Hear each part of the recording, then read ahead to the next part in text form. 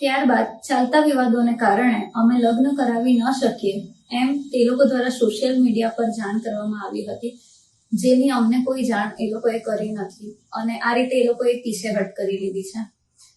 મારું બધાને કહેવું એટલું જ છે કે જ્યારે યશવી ફાઉન્ડેશન અને તેમની ટીમ તેમજ તેમના જે પણ માલિક છે એમને આ વિશે ખબર હતી કે હિન્દુ મુસ્લિમની વાત એ એક સેન્સિટિવ મુદ્દો છે અને લગ્ન એ લોકો કરાવી શકશે નહીં આવી કોઈ પરિસ્થિતિ આવે તો. એ લોકો દ્વારા આ રીતે પ્રેસ કોન્ફરન્સ બોલાવીને 101 દીકરીઓમાંથી ફક્ત અમારો જ વિડીયો બનાવડાવીને વાયરલ કરવા પાછળ એ લોકોનો ફક્ત ટીઆરપી મેળવવાનો જ આશય હતો ને. આજે યશવી ફાઉન્ડેશન દ્વારા કરવામાં આવેલા આ ગંભીર અને ધર્મની લાગણી દુભાવવા માટે કરવામાં આવેલા તેમના એક ટીઆરપી સ્ટન્ટને કારણે લોકો અમારા માટે ઘણી ખરાબ ટિપ્પણી કરી રહ્યા છે.